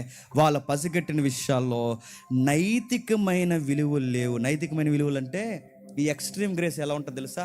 కృప అంటే ఎలా ఉంటుందంటే, గతకాలపు పాపాలనే కాదు ప్రభు క్షమించేసింది, చేస్తున్న పాపాలు, చేయబోయే పాపాలను కూడా దేవుడు సిలువలో ఏం చేశాడట? క్షమించేశాడు అన్నది ఎక్స్ట్రీమ్. బైబిల్ ఎక్కడి వరకు చెప్పింది తెలుసా? గతకాలపు పాపం, ఇప్పుడు వర్తమానంలో మార్పు వచ్చిన పాపం ఏదన్నా ఉంటే అక్కడతో ఆయన క్షమిస్తాడు, అక్కడి నుంచి నువ్వు కొనసాగు అన్నది బైబిల్ చెప్తుంది. కానీ ఎక్స్ట్రీమ్ ఏం చెప్తారు? రేపు నువ్వు చెయ్యబోయేవి కూడా క్షమించేస్తాడు. అంటే ఇప్పుడు ఇంక నేను ఏం చేసినా చెప్పండి క్షమించేస్తాడు. నైతికత లేని బోధ. నైతికత లేని బోధ అంటే ఏం చేసినా క్షమించేస్తాడంటే, అదిగో ఏం చేసినా క్షమించేస్తాడు. పైకి ఒక ఫిలాసఫీ లైన్ చెప్తారు, ఏంటో చెప్పినా, మలినము శరీరానికి అంటుకుంటుంది కానీ చెప్పండి ఆత్మకు అంటుకోదు. అందుకే నీ శరీరంతో నువ్వెన్ని చేసినా పర్లేదు, ఒకరోజు ఆత్మ చనిపోతే మన్ను అనేది వెనకటి వల్లే మన్ను అవుతుంది. ఆత్మ తాను దయచేసిన దేవుని వద్దకు వెళ్ళిపోద్ది. అందుకే సోదరా, నువ్వేం చేసినా పర్లేదులే అంటారు. ఇదో బోధ. అర్థమవుతుందా? ఇలాంటి రకాలన్నీ ఆ రోజు బోధిస్తున్నారట. అలాంటి వారిని సంఘము పట్టేసుకుందట. తప్పుడు బోధ చేస్తున్నారు. విగ్రహాలకు అర్పించినవి తినొచ్చు అంటున్నారు, జారత్వం చేయొచ్చు అంటున్నారు. ఇదిగో అన్యాచారాలు కలిపడమే కాదు, ఏం చేసినా పర్లేదని ఒక కృపని, ఒక పదాన్ని తగిలించి సంఘాన్ని మభ్యపెట్టడానికి దొంగ అపోస్తుల వల్లే వచ్చారు. వీళ్ళ అపోస్తులు కాదు, దుర్మార్గులు అని పట్టుకున్నారు. వీళ్ళ నికోలాయితులు, వీళ్ళ దొంగ పోస్తుళ్ళు, వీళ్ళ నికోలాయితుల యొక్క అనుసరులు, వీళ్ళ దొంగ పోస్తుళ్ళు, ఆ అపోస్తుళ్ళు పంపారని చెప్పుకుంటున్న దొంగ బోధ చేస్తున్న వారని పట్టుకున్నారు. ఫస్ట్ క్వాలిటీ ఏంటి చెప్పనా? బోధన పట్టుకుంటారు. నెక్స్ట్ క్వాలిటీ ఏంటి చెప్పనా? ఆ బోధలో ఉన్న వ్యక్తులు ఎలాంటి వాళ్ళు పట్టుకుంటారు. ఇంకా మంచి క్వాలిటీ ఏంటో చెప్పనా? దేవుని కొరకు ప్రాణాలు ఇచ్చేస్తారు. అది ఎక్కడ ఉంది ఒకసారి చూద్దాం. జాగ్రత్తగా వినండి, చివరికి వెళ్ళకూడదు, మనకు అవసరం. 2వ అధ్యాయం 3వ వచనం చూడండి ఒకసారి. నీవు సహనము కలిగి నా నామము నిమిత్తము భారము భరించి అలయలేదనియు నేను ఎరుగుదును, అయినను మొదట నీకుండిన ప్రేమను నీవు వదిలితివని నేను నీ మీద తప్పు ఒకటి మోపవలసి వచ్చింది. ఇక్కడ నుంచి జాగ్రత్తగా వినండి. ఎవరు దొంగ బోధకులో సంఘం పట్టేసుకుంటుంది అట్లా, ఎవరు నికోలాయితిలో సంఘం పట్టుకుంటుంది అట్లా. వాళ్ళకున్న సత్యజ్ఞానం ఎంత అంటే మనుషులు ఎట్టివారు అంచనేస్తుంది అట్లా. ఇంకా క్వాలిటీస్ ఏంటి తెలుసా? సహనము కలిగి, భారము బలించి, అలిసిపోకుండా ప్రభు కొరకు ప్రాణాలు ఇస్తావంటే ఎస్ ప్రాణాలు ఇస్తాం అని ప్రాణాలు ఇస్తారు. దెబ్బ మీద దెబ్బ, దెబ్బ మీద దెబ్బ, దెబ్బ మీద దెబ్బ, పడి పడి పడి పడి అలిసిపోలేదట. ఎందుకో యేసుప్రభు నమ్ముకున్న కాంచి కష్టాలు ఎక్కువైపోయాయని అనుకోలేదు. వాళ్ళకి ఎన్ని ఇబ్బందులు కలిగినా ఏమనుకోలేదు. ప్రభు విషయంలో అలిసిపోలేదు, సేవ విషయంలో అలసిపోలేదు, సత్య విషయంలో అలసిపోలేదు, భారమని ఏ రోజు అనుకోలేదు. కానీ అన్నీ పసిగట్టింది. బోధ ఎలాంటిదో పసిగట్టింది. ప్రభు యొక్క పక్షమును వచ్చామని చెప్పుకుంటున్న వారు ఎలాంటి వారు పసిగట్టింది. ప్రాణాలు ఇచ్చేస్తామంటే వదిలేస్తామని విశ్వాసమును చాటారు. ఇన్ని చేసిన సంఘాన్ని నువ్వు నేను ఏమంటాను చెప్పండి? మంచి సంఘం అండి అంటామనమా? చెప్పండి. సత్యములో జ్ఞానమున్న సంఘాన్ని ఏమంటాం? జ్ఞానమున్న సంఘం అండి అంటాం. ప్రాణాలు ఇచ్చేసే సంఘాన్ని ఏమంటాం? రోసమున్న సంఘం అండి ప్రభు కొరకు అంటాం. త్యాగాలు చేసే సంఘాన్ని ఏమంటాం? ప్రభు కొరకు దాతృత్వం కలిగిన సంఘం అండి అంటాం. ఇన్ని క్వాలిటీస్ ఉన్న సంఘాన్ని సంఘం అంటే చెప్పండి ఇలాగే ఉండాలంటాం. కానీ ప్రభు అన్నాడు, బాగానే ఉంది కానీ ఒకటి నచ్చలేదు అన్నాడు.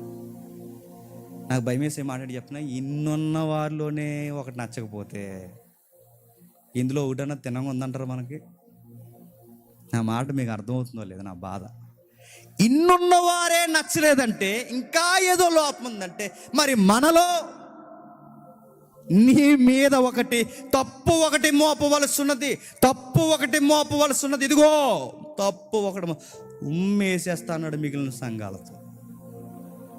నీకు జ్ఞానం ఉండొచ్చుగాక, తప్పుంది వెనక. నువ్వు దొంగ బోధకుల్ని పసిగట్టొచ్చుగాక, నీలో నచ్చంది ఒకటి ఉంది. అపోస్తులు కాని వారు అపోస్తులు అని చెప్పుకుంటే వాళ్ళు నువ్వు అంచనా వేసి పట్టవచ్చు. అంటే నీకు మెచ్యూరిటీ ఉంది, నీకు ఇదిగో ఎవరు ఏంటో పసిగట్టి బహిరంగంగా ఖండించే ఒక రోషం ఉంది, ప్రాణాలిచ్చే తత్వం ఉంది. ఇన్ని ఉన్నా నీలో ఒకటి లేదు. ఏమీ లేదంటే ఏడుపు వచ్చే మాట చెప్పిన, ప్రేమ లేదు అన్నాడు. ఏమి లేదట, ప్రేమ లేదు. సంగమా, నీకు ప్రేమ లేదు. నీ జ్ఞానం ఉంది, ప్రాణం పెట్టే సాహసం ఉంది, పరిచర్య ఉంది, అన్నీ ఉన్నాయి. 4వ వచనంలో ప్రేమ లేదు. ఏమైందా ప్రేమ? క్వశ్చన్ మార్క్ ఏంటి చెప్పనా? జ్ఞానం ఉండి, ప్రాణాలు ఇచ్చేసేంత పౌరుషం ఉండి, ఇతరులకు సేవ చేసేస్తున్నామన్నంత సేవా గుణం ఉన్నా ప్రేమ ఉండకుండానే ఇవన్నీ చేస్తారంటే బైబిల్ అంది ఎస్, చేస్తారు. ఇంత జ్ఞానము తెలిసిన వారికి ప్రేమ ఉండదంటారంటే బైబిల్ అంటుంది ఎస్, ప్రేమ ఉండదు. జ్ఞానానికి ప్రేమకి సంబంధం లేదు. అపోస్తులు కాని వారిని దొంగ బోధకులను అంచనేస్తున్న ఇంత క్యాపబిలిటీ ఉన్న సంఘానికి ప్రేమ ఉండదా అంటే బైబిల్ చెప్తుంది ఎస్, ప్రేమ ఉండదు. ఏడిపొచ్చే మాట, భయం వేసే మాట, గుండె లోతుల్లో పొడి చేసే మాట. ప్రేమ లేకుండా ఇవన్నీ ఎందుకు చేస్తారంటే కిందకి అంటున్నాడు, వదిలేస్తాడు. బాగా వదిలేసి అలవాటైపోయి ఆ అలవాట్లో అలా చేసుకుంటూ వెళ్ళిపోతారంట. కొన్ని రోజులు భక్తి జీవితం ఏమవుతుందో చెప్పిన, ఫస్ట్ సెమినార్కి బాగానే ఉంటాం, 2వ సెమినార్కి బాగానే ఉంటాం, 3వ సెమినార్కి బాగానే ఉంటాం, కొన్ని సెమినార్లు బాగానే ఉంటాం. తర్వాత అలవాటు పడిపోయి మెకానికల్గా అలా వెళ్ళిపోతాం. అదే ప్రేమను వదిలేయడం అంటే. ప్రేమ తగ్గిందంటలేదు, బాగా క్లారిటీగా. ప్రేమ తగ్గిందంటలేదు. తగ్గిందంటే బాగున్నాడు, తర్వాత పెంచుకోవచ్చు. ప్రేమ తగ్గిందంటలేదు, వదిలేసావు సంగం. సత్యం బాగానే ఉంది, ప్రేమ లేదు. ఇతరులను బాగానే పసిగడుతున్నావు, కానీ ప్రేమ లేదు. నీకు చాలా క్వాలిటీస్ ఉన్నాయి, కానీ ప్రేమ లేదు. ఏం ప్రేమ అండి అనుకోవచ్చు. నువ్వు ఎవరి కొరకైతే బోధన పసిగడుతున్నావో ఆయన నన్నే ప్రేమించడం ఈ మధ్య వదిలేసావు. నీకు రాద్ధాంతం చేసే సిద్ధాంతాలు నీకు కావాలి. విగ్రహాలకు అర్పించింది తినకూడదు, విగ్రహాలకు అర్పించింది తినొచ్చు లేదా తినకూడదు. సిద్ధాంతాల్లో నీకు చాలా జ్ఞానం ఉంది, కానీ ఎవరి కోసమైతే నువ్వు సిద్ధాంతాల విషయంలో ఫైట్ చేస్తున్నావో ఆయన నన్ను ఈ మధ్య ప్రేమించడం మానేసావు అంటలేదండి, వదిలేసావు. ప్రాక్టికల్గా బతికేస్తున్నావు, అలవాటైపోయి బతికేస్తున్నావు, తప్పదన్నట్టు బతికేస్తున్నావు, వేరే దారికి వెళ్ళలేక అలవాటు లేక బతికేస్తున్నావు. ఇవన్నీ చేస్తున్నావు సంగమా.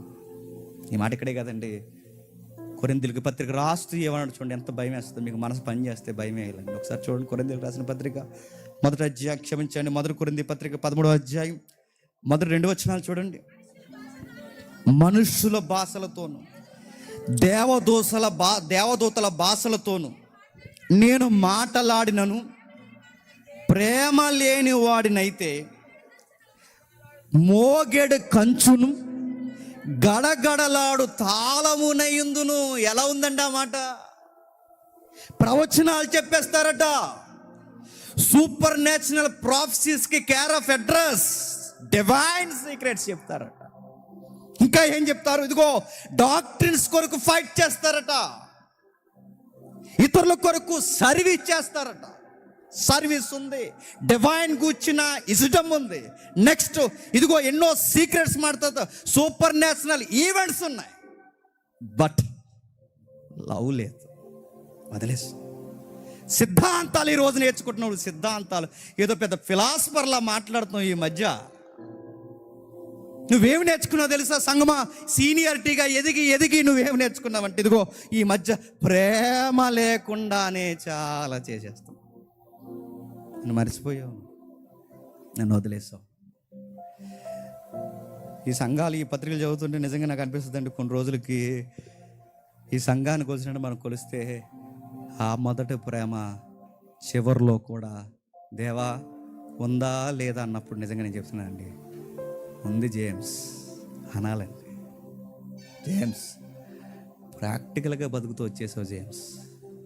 ఫలములు లేని వృక్షంలో ఎదిగిపోయావు జేమ్స్. జేమ్స్ మీరందరూ ఎలా అయిపోయారు తెలుసు జేమ్స్? మీకు సిద్ధాంతాలు తెలుసు, సత్యము తెలుసు, ఎవరేంటో పసిగడతారు, అన్నీ మీకు తెలుసు. కానీ అసలు వాడినైనా నన్నే వదిలేసి ఈవెంట్లు చేసుకుంటూ వెళ్ళిపోయారు జేమ్స్. సెమినార్స్ చేసుకుంటూ వెళ్ళిపోయారు జేమ్స్. ఒక పండగ అన్నట్టు వెళ్ళిపోయారు జేమ్స్. నేను పెద్ద తప్పు ఏమవుతుందని చెప్పనా? నన్ను ప్రేమించడం మానేశారు, వదిలేశారు. అందుకే నేను చెప్తున్నాను, ఒకప్పుడు ఎలా ఉండేవాడు తెలుసా? నీకు నాకు మనందరూ చెప్తున్నాను. ఒకప్పుడు ఎలా ఉండేవాడు తెలుసా? భేదోళ్ళని చూస్తే గుప్పుడు మెతుకులు పెట్టాలనుకునేవారు మీరు. ఇప్పుడు భేదోళ్ళని చూస్తే ఇప్పుడు ఏమనుకుంటున్నా తెలుసా? భేదోళ్ళకి అన్నం పెడుతున్నాం, ఎవరో ఫోటోలు తీరేటి అనుకుంటున్నాం. మారిపోయావు. మరో మాట చెప్తున్నాం, ఒకప్పుడు ఎన్నో విషయాలు మాట్లాడుకునేవారు, ఇప్పుడు నా విషయాలు మాట్లాడుకోవడమే మానేశారు. ఒకప్పుడు గంటలు గంటలు గంటలు గంటలు బైబిల్ మాట్లాడుకునేవారు, ఇప్పుడు మీ ఇద్దరు కలిస్తే ఏవో మాట్లాడుకుంటున్నారు ఈ మధ్య. ఏమైంది మీకు? నా మాటలు మీకు అర్థమవుతూనే లేదు. ప్రేమ వదిలేయడం అంటే. ఒకప్పుడు నా గురించికి మీరు ఎన్నో విషయాలు మాట్లాడారు. ఒకప్పుడు ప్రార్థన చేస్తే ఎంత బాగా చేసేవాడివి, దుఃఖంతో చేసేవాడివి, భారంతో చేసేవాడి, ఏడ్చేడ్చి చేసేవాడు. దేవా ఇదిగో ప్రభువా ఈ దీనుని జ్ఞాపకం చేసుకోవయ్యా అని చేసేవాడు. ఇప్పుడు ప్రార్థనలో ఏ కొత్త పదాలు ఎట్టాలా అని ఎదుగుతున్నావు కదూ, తెలుసు నాకు అంటున్నాడు ఆయన. ఒకప్పుడు బైబిల్ చదువుతున్నప్పుడు ఈరోజు ఈ వాక్యంలోంచి దేవుడు నాతో ఏం మాట్లాడతాడా అని చూసేవాడివి, ఇప్పుడు కొత్త పాయింట్లు ఏం దొరుకుతాయా అని ఎదుగుతున్నావు కదూ అని అడుగుతున్నాడు. ఇది నీకు నీకు నీకు నేను చెప్తున్నాను, మనందరికీ వర్తిస్తా. కూర్చోబెట్టుకోండి.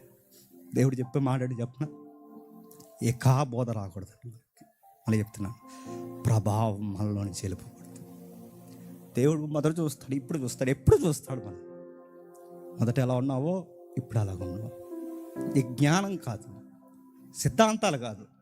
ఇదిగో ఆ ఫేస్బుక్లో, ఇన్స్టాగ్రామ్లో, సోషల్ మీడియాలో ఎన్నో విషయాలకి నా పక్షాన్ని ఫైట్ చేస్తావు.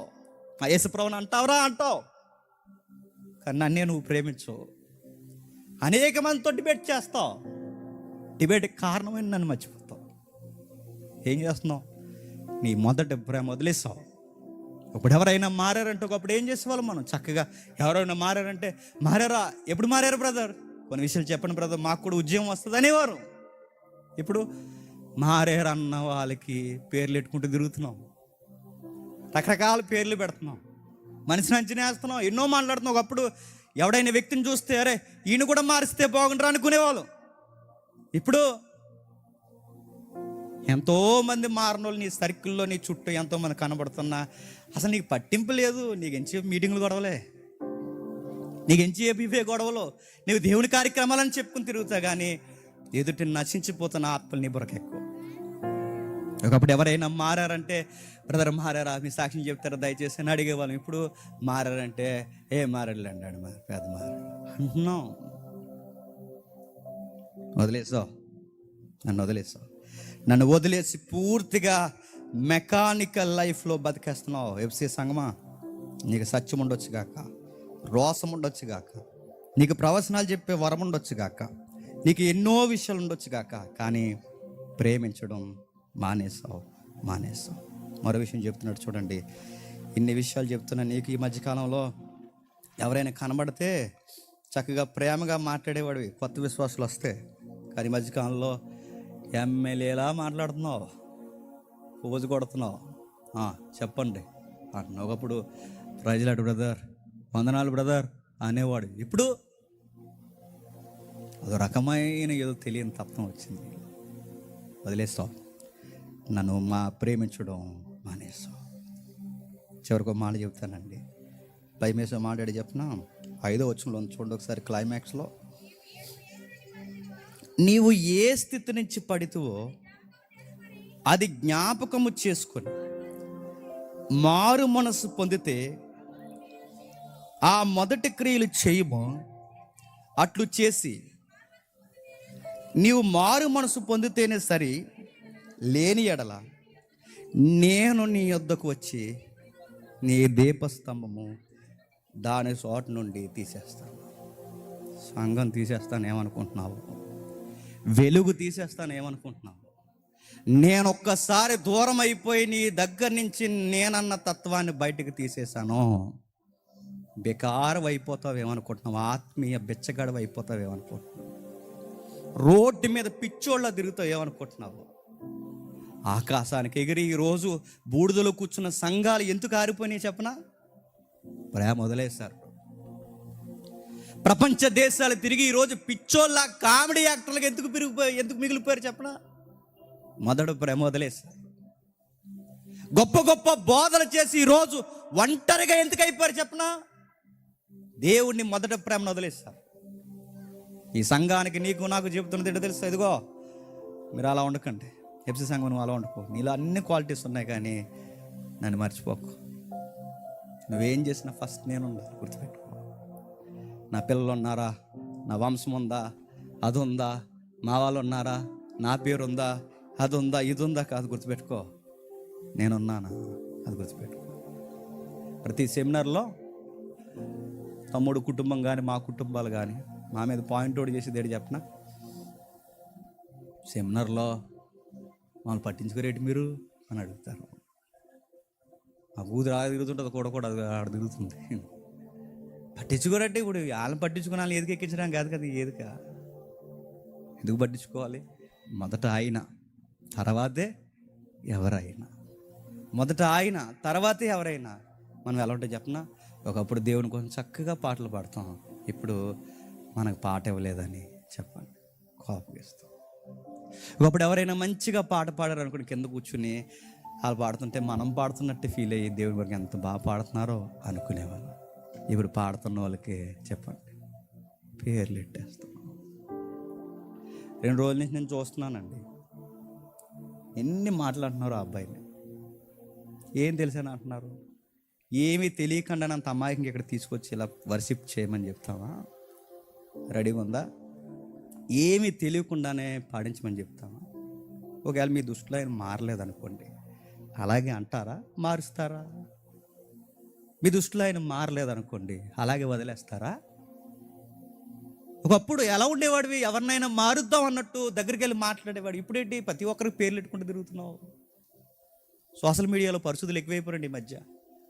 తెగెట్టేస్తున్నారు కామెంట్. ఏం తెలుసు ఆయన గురించి? ఒక మాట చెప్పనా, కాబోయే పాస్టర్ అండి ఆయన. మీరు ఏమనుకుంటున్నారు? సేవకుడు ఆయన. రౌడీ సీటర్ల మధ్య, రేపిస్టుల మధ్య, డ్రగ్గిస్టులు ఎవరైతే ఉన్నారో, పేదోళ్ళు, కుష్టోలు, కురుపులు పట్టిన వాళ్ళ మధ్య, రెల్ ఏరియాస్లో, రకరకాల మురుకు వాడల్లో ఆయన సేవ చేస్తున్నాడు. మీరు నమ్మగలరా? ఇలాంటివి చూపించను, కానీ మీ ఏడుపులు తట్టుకోలేక ఆయన ఎవిడెన్స్ నేను చూపించాలనుకున్నాను. అనకండి ఓకే, ఆ ఒక్క విషయంలోనే బాగాలేదు, సరే బాగాలేదు అని ఇప్పటివరకు ఆయనకు తెలియలేదేమో. మార్చుకుంటే లేకపోతే లేదు. ఆ మాత్రం దానికి మనం పరిశుద్ధులం అయిపోయి ప్రతి ఒక్కరికి పేర్లు పెట్టుకు తిరుగుతూ ఒకసారి చూడండి. మీ కళ్ళు పెద్ద చేస్తే, మీ మనసు పెద్దదైతే ఒకసారి చూడండి. ఒకసారి ప్లే చేద్దామండి. అది చూడండి. మీరు వెళ్తారు అక్కడికి, మీరు వెళ్తారు చెప్తాను. మళ్ళీ చూపించు ఒకసారి, మళ్ళీ చూపించండి ఒకసారి, మళ్ళీ చూపించు ఒకసారి. చూడండి ఒకసారి, పాజులు పెట్టు, వెనకరా. ఏంటది? కుష్టు వ్యాధండి, అంటువ్యాధులండి. వెళ్తారా? మనం చేయలేనివి చేస్తున్నారేమో ఎవరైనా మనకు తెలియదు. పేర్లు ఎట్టకండి, కంటిన్యూ. అలాంటి వాడికి నీళ్ళు ఇవ్వమ్మను, అలాంటి వాడిని దగ్గరికే రానేమో, మనం వాసన రానేమో. ముక్కు మూసుకుని ఇలా ముక్కు ఇలా పట్టుకుని వెళ్ళిపోతాం మనం. కటింగ్లు వేస్తున్నాడు, స్నానాలు చేయిస్తాడు, ఉతుకుని వస్త్రాలు వేస్తాడు, దగ్గర పెట్టుకుంటాడు, ఆదరించి ప్రేమ చూపించి యేసు ప్రభువుని రక్షకుడిగా అంగీకరించమని చెప్తాడు. నువ్వు చెయ్యి, వెళ్ళి పేర్లు ఎడుతున్నావు కాదు, నువ్వు చెయ్యి, బయటికి వెళ్ళి నువ్వు పేర్లు ఎట్టను కాదు, నువ్వు వెళ్ళి చెయ్యి, నువ్వు బయటికి వెళ్ళి అలాంటి కుష్ఠోళ్ళను పట్టుకుని చెయ్యి. ఏదో కనబడుతున్నాడు, గిటార్ పట్టుకుని వాయిస్తున్నాను, ఓ పేర్లు. సోషల్ మీడియా భక్తులు ఎక్కువైపోయారు. అదేనా అమ్మ నాన్న వదిలేసిన ఎంతోమంది పిల్లలు ఉన్నారు, చీకట్లో పుట్టిన ఎంతోమంది పిల్లలు ఉన్నారు, సరైన ఆదరణ లేని వారు ఉన్నారు. అలాంటి పిల్లలకి దగ్గరుండి సంగీతం నేర్పిస్తాడు. అది అలాంటి పిల్లలు వదిలేసిన తల్లిదండ్రులకి ప్రేమ చూపిస్తాడు. అలాంటి అనేక మంది భిక్షగాలకి చేయి అందించి మేము ఉన్నామని ఆదరిస్తారు. వాళ్ళ టీం అండి అది. ఒరగేది పిల్లలు మేము గుర్తుపెట్టుకోండి. ఆదరణ లేని పిల్లలు. మీకు యూట్యూబ్లో ఓపుకుంటే సాయంత్రం చూడండి, ఒక పాట ఉంటుంది, ఆయన రాసింది, అంటరాని వాడిని నన్ను వేసేసారయ్యా నన్ను అని. పాటే అది, ఒకసారి ఆడియో పెడతాము, పాటే అది. అంటరాని వాడిని నన్ను ఎలేసేసారయ్యా, ఊరు వాడ ఎలేసేసారయ్యా, వద్దని ఎలేసేసారయ్యా నన్ను అని. ఆ పాటే అది. డ్రగ్గిస్టుల దగ్గరికి, మూర్ఖుల దగ్గరికి, భయంకరమైన వ్యక్తుల దగ్గరికి, ఆ వాతావరణంలో, ఆ రెల్లు ప్రాంతంలో వాళ్ళ మధ్య అలవాటు పడినవాడు కనుక అలా ఉన్నాడు. నీకు ఆ వేస్తారని నచ్చలేదేమో, ఒకవేళ ఏమో, అది ఆయన ఇష్టం. ఏం చెప్తున్నాడు ఒకసారి చూడండి, ప్లే చేయి. ఊరు బయట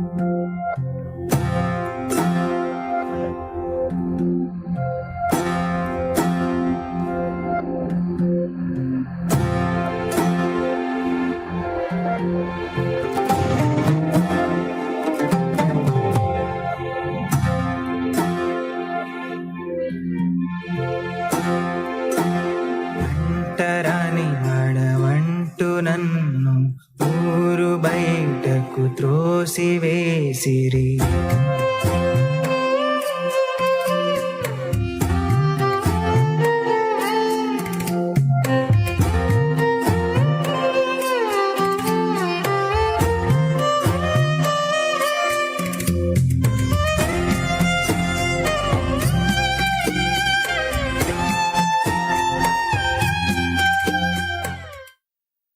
అది ఆయన పరిచర్య.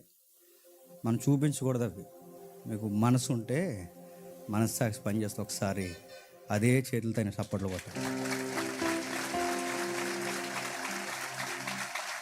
ఎవరిని ఏది తెలియకుండా పూర్తిగా అనేకండి, తెలుసుకోండి. చూడండి, మనిషిని చూసిన వెంటనే తెల్ల సొక్క వేసుకున్నాడు చాలా మంచోళ్ళలో ఉంది అనుకోకండి, నల్ల సొక్క వేసుకున్నాడు సాధారణంగా అనుకోకండి. మనిషిని చూడండి, అబ్జర్వ్ చేయండి. మూర్ఖులుగా కనబడుతున్నంత మాత్రాన మూర్ఖులు కాదు, మంచోళ్ళుగా కనబడుతున్నంత మాత్రాన మంచోళ్ళు కాదు. బహుశా ఇప్పటి వరకు అది ఆయన ఎవరో పాయింట్ అవుట్ చేయలేదేమో, ఇప్పుడు మనం పాయింట్ అవుట్ చేసాంగా. మార్చుకుంటాడో మార్చుకోడు, అది ఆయన ఇష్టం, ఆయనకు వదిలేద్దాం. లేదా మనం భక్తులం కదా, నీతిమంతులు కదా, మనకంత ఎత్తి ఇంకా ఎదగలేదేమో, ఎదగాలని ప్రార్థన చేద్దాం, కోరుకుందాం. కొన్ని సెమినార్లకు మనతో పాటు వస్తాడు, నేర్చుకుంటాడు. ఇప్పుడే బెదిరించేస్తే ఏమైపోతారండి? ఊరకే ఎవరు రారు కదా, గుర్తుపెట్టుకోండి. అదే అంటున్నాడు. సంగమా, నువ్వు ఏ స్థితిని పడుతువో అది జ్ఞాపకం చేసుకో. ఏ స్థితి? ప్రారంభంలో నువ్వు ఎలా ఉన్నావు? నువ్వు అలాగే ఉన్నావు. ఈరోజు నువ్వు పెద్ద నీతిమంతుడు అయిపోయావు, అందరికీ పేర్లు పెట్టుకుంటూ తిరుగుతున్నావు. ప్రారంభంలో నువ్వు ఎలా ఉన్నావు? నువ్వు చూసినట్టు నేను నిన్ను చూస్తే నువ్వు నా దగ్గర రాగలవా? కానీ ఈరోజు నువ్వు పెద్ద జ్ఞానివి అన్నట్టు ఫిలాసఫర్లా మాట్లాడుతున్నావు. ఏ స్థితి నుంచి పడ్డావో ఆ స్థితిని జ్ఞాపకం చేసుకో. జాగ్రత్త. మరో విషయం చెప్తున్నాడు చూడండి. నా కోసం ఫైట్ చేసేది కానీ ముందు నాకు దగ్గరగా ఉంటుంది అని. చాలామంది కొడుకులు కూతుర్లు ఉంటారు కానీ, రే మా నాన్న ఏమన్నా అన్నారంటారే మీ సంగతి తేలుతాండ్రు అంటారు. కానీ వీడు ఇంట్లో నాన్నతో మాట్లాడు. అలా ఉందండి మన ప్రేమ. మా అమ్మని ఏమన్నా అన్నారంటారే మీ సంగతి తేలుస్తావురా అంటారు, కానీ ఇంట్లో అమ్మతో సరిగా మాట్లాడుతున్నాం. దేవుడి పక్షాన్ని మనం ఫైట్ చేస్తాం, సిద్ధాంతాలు అంటాం, కార్యక్రమాలు అంటాం, సభలు అంటాం, అన్నీ అంటాం, కానీ ఆయనతో మనం పెద్దగా చెప్పండి అటాచ్మెంట్లో ఉండం. ఎఫ్సి సంగమా, నీకు సత్యం ఉంది, జ్ఞానం ఉంది, అన్నీ ఉన్నాయి. దొంగలను పట్టుకుంటావు, దుర్మార్గులను గుర్తిస్తావు, సత్యమేంటో చెప్పగలవు, చక్కగా మాట్లాడగలవు, నా కోసం ప్రాణాలు ఇచ్చేస్తావు, పరిచర్య చేస్తావు. కానీ నన్ను ప్రేమించకుండా చేస్తావు. ఎందుకు చేస్తున్నావు ఇన్ని సంవత్సరాలు అలవాటు అయిపోయింది కనుక అలవాట్లు ఇంకా అలా వెళ్ళిపోతున్నావు అంతే. ఇక మెకానికల్ అయిపోయావు లైఫ్ అంతా. ఒకప్పుడు ఏదన్నా దేవుడికి సంబంధించిందంటే భయంతో భారంతో చేసేవాళ్ళం. ఇప్పుడు దొంగెత్తిగా లేడు నేర్చుకున్నాం. దేవుని కార్యక్రమం జరుగుతుందంటే ఒంగొంగి పని చేసేవాడివి. ఇప్పుడు అది చేయలేదరా, ఇది చేయలేదే, అది చేయలేదని పెద్ద మోతుబరి అయిపోయావు ఈ మధ్య. ఒకప్పుడు సహోదరుడా అని పిలిచేవాడివి, ఇప్పుడు ఏరా పోరా ఏంట్రా. మరి ఏంటి ఎమ్మెల్యే లక్షణాలు ఎలాగొచ్చేసినాయి ఏంటో. జాగ్రత్త. నువ్వెంత సత్యం ఉన్నదానివైనను, సత్యం ఉన్నవాడివైనను ఆయన చూస్తే ఎలా ఉంటామండి. రాత్రి విన్నాం, నువ్వు దేవుడిని ప్రేమిస్తున్నావు అనడానికి గుర్తండి చెప్పనా, నువ్వు ఇతరులని ప్రేమిస్తావు. నువ్వు ఇతరులతో బాగుంటే నువ్వు దేవునితో బాగున్నావని అదే గుర్తు. నువ్వు ఇతరులకు పేర్లు పెడుతూ తిరిగితే, నేను అలా చెప్తున్నాను, దేవుడి దగ్గర కూడా ఒకరోజు నువ్వు కొత్త పేరు ఒకటి పెట్టించుకుంటావు, దుర్మార్గుడా అని. నువ్వు ఈరోజు ఇతరులతో సరిగ్గా మాట్లాడకుండా దొంగ మొహమోడు, ఆ మొహమోడు, ఈ మొహమోడు, అలాగున్నాడు ఇలాగున్నాడంటే దేవుడు కూడా అంటాడు, రే ఏ స్థితిలోంచి వచ్చావు, ఏం మాట్లాడుతున్నావు, ఎలా ఉన్నావురా చూసుకో అంటాడు. ప్రేమిద్దాం, మాట్లాడదాం. మొదట ప్రేమ, మొదట్లో ప్రార్థన చేసినప్పుడు ఎంత భారంతో చేసేవాళ్ళం, మొదట బైబిల్ చదివినప్పుడు ఎలా బైబిల్ చదివేవాళ్ళం, మొదట సేవలో ఆతృతగా ఎలా పరిగెట్టేవాళ్ళమో ఇప్పుడు అలాగే ఉందాం, ఎప్పటికీ అలాగే ఉందాం. ఆ ప్రేమ, ఆ భారము, ఆ సేవ. మీటింగ్ అనగానే ఒక పండగ వాతావరణం, సాయంత్రం మీటింగ్ అనగానే ముందే నేను వెళ్ళిపోయి ఏదో చేయాలనడం, సాయంత్రం అయ్యేసరికి భోజనం చేసిన వెంటనే కొంచెంసేపు బైబిల్ చదువుకోవడం, మనసారా ప్రార్థన చేసుకోవడం, చక్కగా వాక్యం చదువుకోవడం, నాతో మాట్లాడిన ఆ మాటలు 4 మాటలు బయటకు కట్టుకెళ్ళి దేవుడు నాతో ఇది చెప్పాడని చెప్పడం, ఆ వైరాగ్యం అంతా మళ్ళీ తెచ్చుకుందాం. మళ్ళీ అలాగ అయిపోదాం, మళ్ళీ అలా మాట్లాడదాం. అలా కాకుండా ఈ మధ్యకాలంలో జేమ్స్ గడి వీడియోలు ఎక్కువైపోతున్నాయి, మన వీడియోలు ఎక్కువ అవ్వట్లేదు, కొత్త కెమెరాలు కొనరా అన్నారంట. ఏం కెమెరా ఇది, ఈ మధ్యకాలంలో వీడు ఎక్కువైపోతున్నాడు, మనకు కూడా కొంచెం టెక్నికల్గా మనుషులు కావాలి అన్నాడు. జేమ్స్ గాడు ఎక్కువైపోతున్నాడంటే జేమ్స్ గాడు దేవుడిని బాగా లవ్ చేస్తున్నాడేమో, ఆడు బాగా ఎదుగుతున్నాడంటే ఆడు దేవుడికి బాగా దగ్గరగా ఉన్నాడు, నేను లేకపోయానేమో అనుకుంటే హెల్దీగా ఉంటుంది. గుర్తుపెట్టుకోండి. అలా కాకుండా నేను ఎదిగిపోవాలి ఎదిగిపోరండి. ఫలములు లేని వృక్షములు అలా ఎదిగిపోయి ఒకేసారి కూలిపోతాం. ఈ మెసేజ్ మీకు అర్థమైతే అలా కళ్ళు మూసుకోండి. దీనికి తగిన ఒక పాట అన్నలు పాడతారు, అలా మనసులో ప్రార్థించండి. మొజెస్ బ్రదర్, జాన్ బ్రదర్ అందరూ ఒకసారి కళ్ళు మూసుకోండి.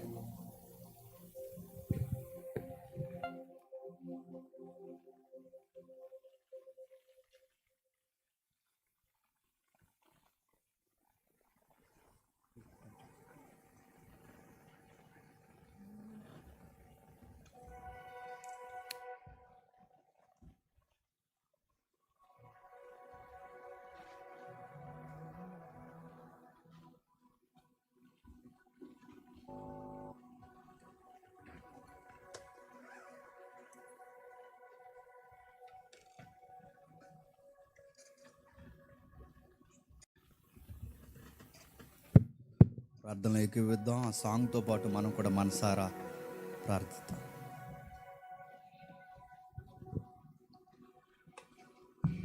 మొదటి ప్రేమను మరలా మనం దేవుని చూపిద్దాం.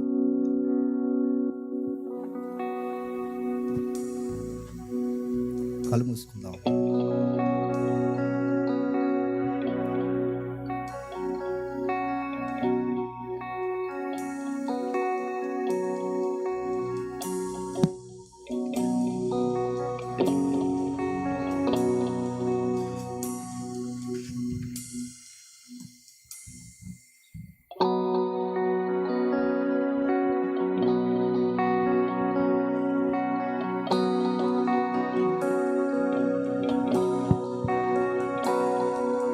నిన్ను విడచి తిరిగితిని,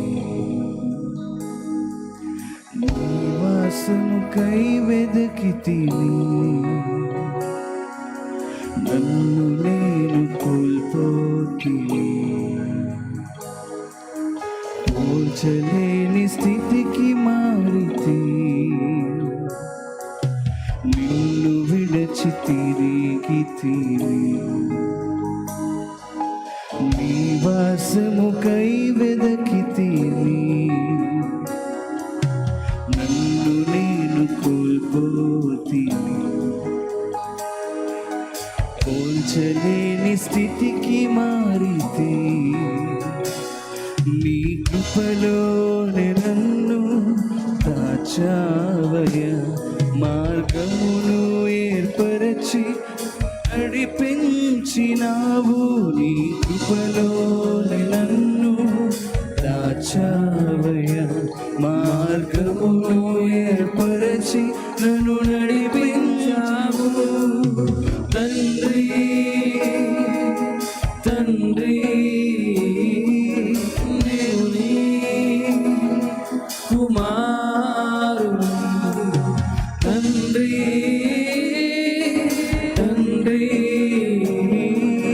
నేను నీ కుమారుడు.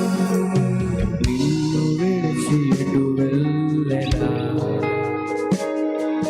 నీవేగా నా ఆశ్రయం. గ్రహించలేకపోతిని, నీ సొంతై నేనున్నానని. నిన్ను విడిచి ఎటు వెళ్ళెదా, నీవేగా నా ఆశ్రయం. గ్రహించలేకపోతిని, నీ సొంతై నేనున్నానని. నీ దృష్టిని నాపై నిలపితివి, నీ నీడలో నన్ను దాచితివి. నీ దృష్టిని నాపై నిలపితివి, నీ నీడలో నన్ను దాచితివి. తండ్రి తండ్రి నేను నీ కుమారుని. తండ్రి తండ్రి నేను నీ కుమారుని. నీ కను పాపనై ఉన్న తండ్రి, నీ కను పాపనై ఉన్న తండ్రి, నీ కను పాపనై ఉన్న తండ్రి, కను పాపనై ఉన్న తండ్రి. తండ్రి తండ్రి నేను నీ కుమారుడు. తండ్రి తండ్రి నేను నీ కుమారుని. పరాయుడను కాను, వెలువేయలేదు, అవమానము నుండి కాపాడిన. పరాయుడను కాను, వెలువేయలేదు,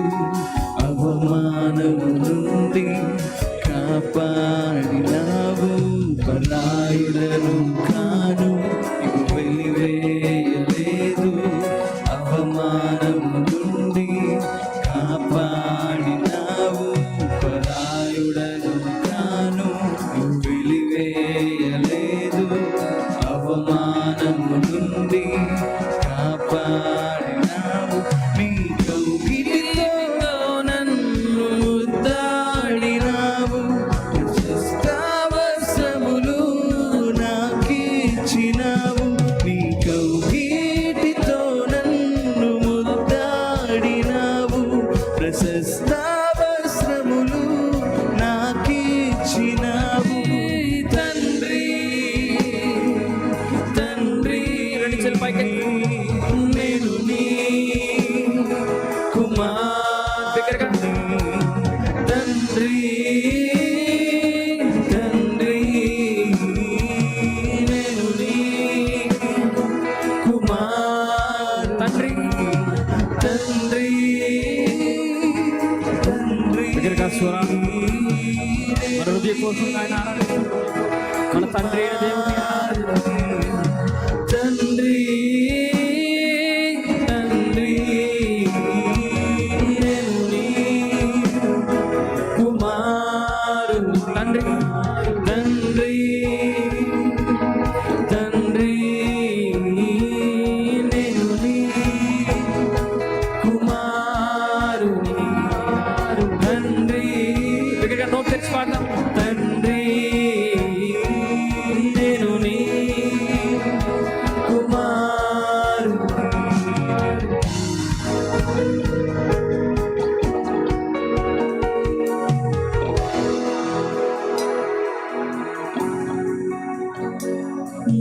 తండ్రి పాడ. తండ్రి నేను నీ కుమారుని. దగ్గరగా స్వరాలు తెచ్చి తండ్రి తండ్రి నేను నీ కుమారు. నీ కను పాపనయ్యున్న తండ్రి. నీ కను పాపనయ్యున్న తండ్రి.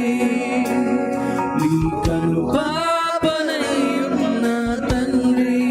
నీ కను పాపనయ్యున్న తండ్రి. చివరిగా తండ్రి తండ్రి నేను నీ కుమారు. తండ్రి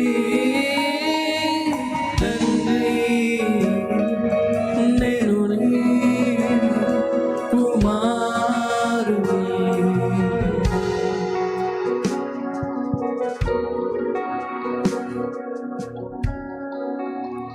అలాగే కళ్ళు మూసుకోండి. ప్రేమగల తండ్రి, కృపగల దేవుడు, తండ్రి ఎవరు ఎలా ఉన్నారని కాదు తండ్రి, మేము నీ ఎదుట ఎలా ఉన్నాం తండ్రి. అందరికీ పేర్లు పెట్టడం కాదు తండ్రి, మీరు మాకు పేరు పెట్టకుండా ఉండాలి దేవా.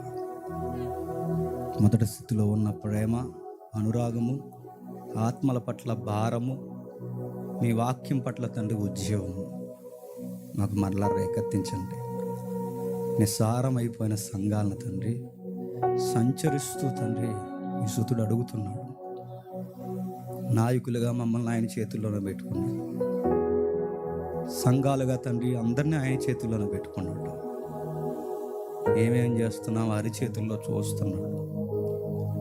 మా సిద్ధాంతాల కొరకు రాద్ధాంతాలతో మేము ఉండిపోతున్నాం. కానీ ఇతరుల వ్యక్తులకి తండ్రి రకరకాల తండ్రి పేర్లు పెడుతూ ఉండిపోతున్నాం. కానీ మాకు వాక్యంలో అది తెలుసు ఇది తెలుసు జ్ఞానం అని తండ్రి ఎర్రి మాటలు తండ్రి అతిశయంతో రగిలిపోతున్నాం. కానీ తండ్రి తగ్గింపు మాటలు పోయి తండ్రి రాజకీయ నాయకులు మాటల్లాంటి మాటలు మేము నేర్చుకున్నాం. కానీ తండ్రి ప్రేమను వదిలేస్తాం. మనుషులను ప్రేమించాలన్న ఇంకిత జ్ఞానం వదిలేస్తాం. ఇతరులను రక్షించాలన్న తండ్రి కనీసపు జ్ఞానం వదిలేస్తాం. ఒకవేళ మేము బాగున్నామంటే మాలాగే వాళ్ళు కూడా ఎదిగితే బాగున్నన్న భారాన్ని వదిలేస్తాం. చెదరగొట్టేస్తున్నాం తండ్రి, మనసుని బెదిరించేస్తున్నాం. నీ ప్రేమకు దూరం చేసేస్తున్నాం, మేము దూరం అయిపోతున్నాం. నన్ను క్షమించండి, అర్థం చేసుకునే జ్ఞానం ఇవ్వండి.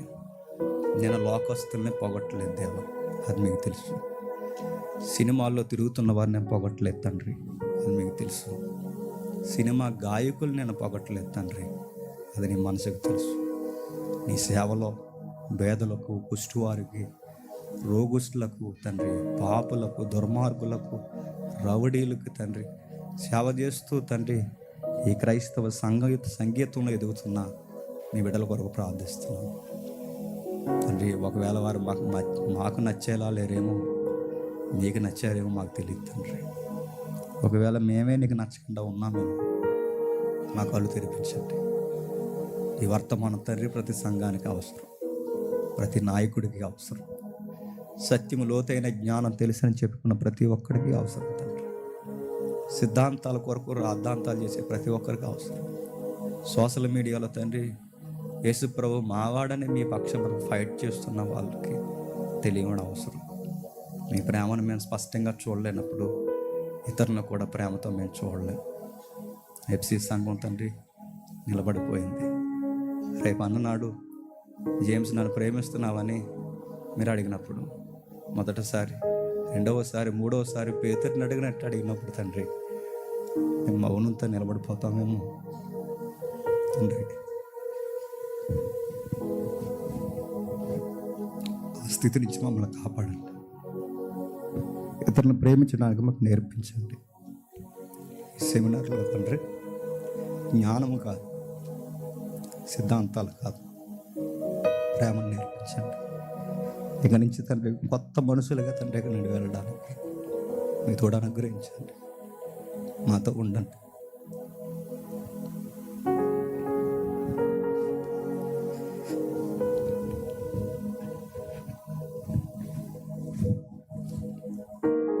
మీరు లేని పరిచర్య, మీరు లేని వైభాగం వ్యర్థము తండ్రి.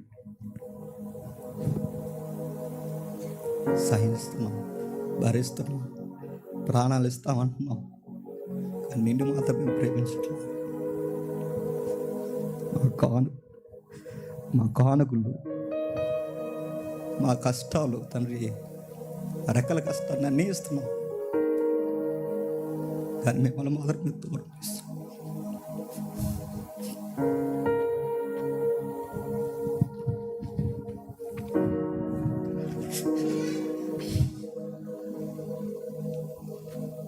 తమ్ముళ్ళని, చెల్లెల్ని, తండ్రుల్ని, అందరినీ తండ్రి, నా తోటి జత పని వారిని, సంగీతకారులు దీవించండి.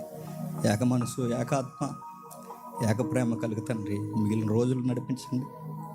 అన్ని సెమినార్స్ వాళ్ళే కాకుండా, అందరూ బోధకుల వాళ్ళే కాకుండా, అందరిలాగా మేము కూడా మీటింగ్ చేసుకున్నాం చెప్పుకునేవారిలా కాకుండా, వాళ్ళందరూ ఒకే ఆత్మ, ఒకే ప్రేమ కలిగిన వారిని తండ్రి బయట వారు చెప్పుకునేలా ఈ కార్యక్రమాల్లో